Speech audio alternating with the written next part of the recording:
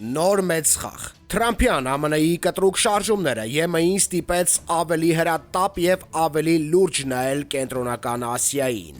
ԵՄ ամենաբարձրաստիճան ղեկավարներն այս օրերին այնտեղ են, ստրատեգիական համագործակցություն սկսելու նպատակով։ Հսկա գումարների մասին է խոսքը։ Կենտրոնական Ասիան Եվրոպային Սև ծովին պիտի կապվի Հարավային Կովկասի միջոցով։ Սա հատկապես երկու բան է նշանակում. Ա. Եվրոպային, ԵՄ-ին, Հարավային Կովկասում նաև Իրանի դեմ պատերազմներ պետք չեն, եւ Բ. որպեսզի Ադրբեջանը շատ չթփրտա։ Ադրբեջանի գլխին մահակ է պետք Լեռնային Ղարաբաղի, Արցախի հարցը։ Այսինքն Եվրոպային, ԵՄ-ին պետք է որևէ ինքնավարությամբ հայկական Լեռնային Ղարաբաղ, Լղիմ, Արցախի վերականգնում։ Նոր մեծ խաղ է սկսվել, եւ քամիները բավականին բարենպաստ են հայկական շահերը առաջ տանելու համար։ Վարասյունի միջազգային իրավունքի մասնագետ վերլուծաբան։ Բոլորն ընդդեմ Չինաստանի։ Մաքսատուրքերի բարձրացման ձևով Թրամփի առևտրային պատերազմի գլխավոր թիրախը Չինաստանն է։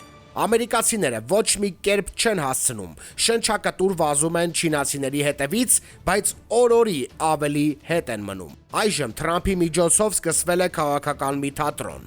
Ուկրաինայի շուրջ առևտրով փորձում են ռուսներին իրենց կողմ ներքաշել։ Իսրայելի միջոցով սաուդներին եւ արաբական երկրներին Իրանին սպառնալով փորձում են Իրանին իրենց կողմ ներքաշել եւ բոլոր կողմերից շրջափակել Չինաստանը։ Ինչ կստացվի այս ամենից պարզ չէ։ Չինաստանը միայն 20-30 տարում դարձավ աշխարհի գլխավոր արտադրողը, այդքան հեշտ չէ արտադրական հզորությունները վերաբաշխել այլ երկրների մեջ։ Դա 1-2 տարվա ծրագիր չէ։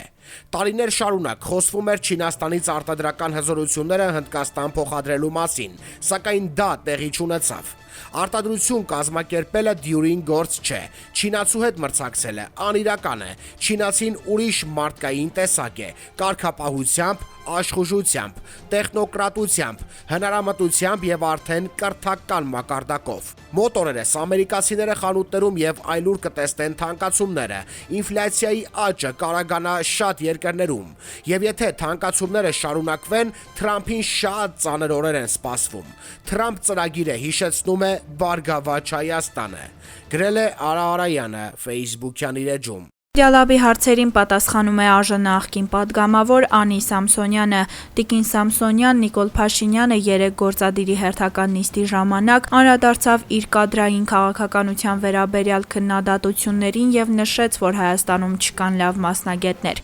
Համակարծիք եք Փաշինյանի հետ։ Փաշինյանը ընտրություններից առաջ մտել է ինքնարդարացման ռեժիմի մեջ, նրան երևի ցուցակ են ներկայացրել, թե որ հարցերին են մարդիկ ամենաշատը բողոքում, եւ այդ հարցերից մեկը իհարկե կադրային քաղաքականությունն է, որովհետեւ պետական համակարգում քաոս է տիրում։ Չկան խնդիրներին պատշաճ արձագանքելու կարողություն, ռազմավարական հաղորդակցություն, ամենուրեք բյուրոկրատիա եւ անպատասխանատվություն։ Այո, Հայաստանում կա որակյալ կադրային ռեսուրսի խնդիր թե պետական եւ թե մասնավոր հատվածում, եւ դա ցավոք սրտի մեր անպտուղ կրթական համակարգի հետևանքն է։ Բայց պետական համակարգում որակյալ մասնագետներ ներգրավելու խնդիրն այլ պատճառներ ունի։ Առաջին պատճառն այն է, որ իշխանությունը պետական համակարգը դարձրել է կուսակցական բեսեդկա։ Թափուտ տեղերը եւ շատ հաճախ պատասխանատու հաստիկները հիմնականում լրացվում են քաղաքացիական պայմանագիր կուսակցության անդամներով եւ հին ու բարի բարեկամներին ու ծանոթներին պաշտոնի ընդունելու մշակույթով, նեպոտիզմով եւ այս իմաստով կուսակցության անդամներին եւ համակիրներին պրոֆեսիոնալ եւ կարողունակ ռեսուրս չեն անվանի։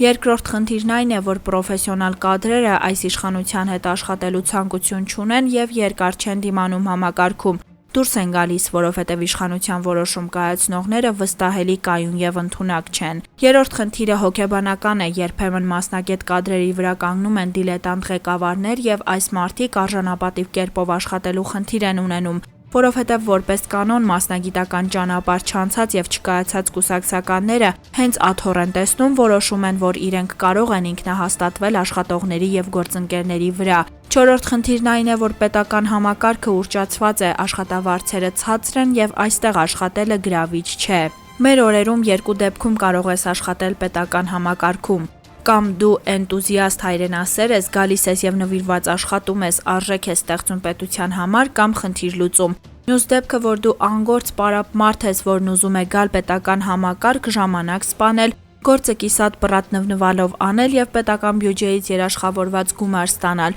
Ցավոք սրտի այսօր պետական համակարգում գերակշռում է երկրորդ տեսակը։ Նիկոլ Փաշինյանը պետք է հասկանա մի բան, եթե ինքը 6 տարում չի կարողացել պետական համակարգում բարեփոխումներ իրականացնել, բայց իրեն հաջողվել է խորացնել համակարգի տխուր վիճակը, ապա երբեք չի էլ հաջողելու։ Նա պետք է հավաքի իր իրերը եւ կուսակցություններին ու լքի համակարգը, պետությանը նոր մարդ է պետք, նոր ուղեղով եւ մոտեցումներով։ Փաշինյանի համեմատությունը, եթե հանրությունը կողմ է, որ վարորդը առանց վարել իմանալու մեքենա վարի, ինչու պիտի կառավարիչը չիմանալով չկառավարի, տեղին համարում եք տիկին Սամսոնյան։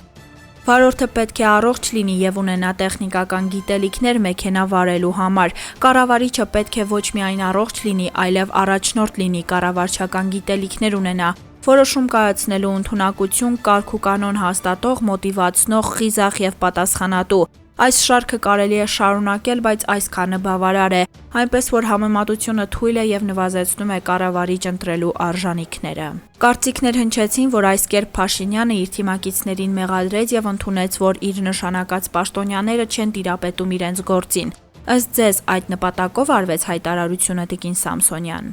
Փաշինյանի ոչն է բոլորը մեղավոր են, իսկ ինքը խեղճ, բա խեղճ Փաշինյանն ինչ անի։ Եվ այս քարոզչությունը հաջողվել է մեխել որոշ մարդկանց ուղեղներում, բայց այդ մարդկանց պետք է ասել, որ եթե Փաշինյանը խեղճ է, ինչ գործ ունի վարչապետի աթոռին, երբ է նորաձև դարձել, որ խեղճերը կրթեն եւ կառավարեն մեզ։ Այդ պատճառով ամբողջ աշխարհում խեղճացել ենք, ով ուզում է ստորացնում է։ Ընդհանուր առմամբ նա չի տիրապետում երկրի վիճակին, իսկ իր պաշտոնյաները գործին։ Հաջորդ անգամ այդ պաշտոնյաներին WhatsApp-ով հեռացնելիս Փաշինյանը թող մի նամակ էլ ինքն իրեն ուղարկի։ Տիկին Սամսոնյան որակյալ կադրեր չունենալու համար նա սլաքներն ուղեց դեպի մանկապարտեզ դպրոց Բու։ Իրենց կառավարման տարիներին ինչ էական փոփոխություններ են արել այդ կառույցներում, որպեսզի երկիրը կադրերի պակաս չունենա։ Քաոսը եւ անկարգությունը համատարած են, այդ թվում նաեւ դպրոցներում, օրինակ դպրոցներում անկարգությունը մտցրել է հենց այս իշխանությունը իր այսպես կոչված բարեփոխումներով։ Երբ դու մտածում ես, որ կրթական մենեջմենթի գիգանտ ես եւ առանց մասնագետների հետ խորհրդակցելու դպրոցում կարգում ես փաստացի 2 տնօրեն, դու դրանով ռումբ ես դնում դպրոցի կառավարման համակարգում։ Գնացեք հարց ու փորձ արեք, թե ինչ է կատարվում պետական դպրոցներում եւ ձեզ հետաքրքիր բաներ կպատմեն։ Մարդկային ռեսուրս ունենալու համար պետք է բարեփոխել կրթության ոլորտը դպրոցականից մինչև բարձրագույն, բայց այս տարիների ընթացքում արվել է հակառակը եւ կառավարման եւ կրթության բավանդակության առումով արվել են չմտածված, համակողմանի չքննարկված միջամտություններ, որոնք բարեփոխում անվանելն ուղղակի մեղք է։ Նիկոլ Փաշինյանն ումից է բողոքում, ինչու է պահում կրթության նախարարին, թող հեռացնի, բայց չի հեռացնի, որովհետև ոլորտը տապալող պաշտոնյաները ընտրություններից առաջ էլի պետք է քավության նոխազ դառնան, որ ինքը նորից վարչապետ դառնա, իսկ թե ինչ կլինի այս պետության հետ, դա իրենցից որևէ մեկին չի մտահոգում։ Նյութի աղբյուր Media Lab AM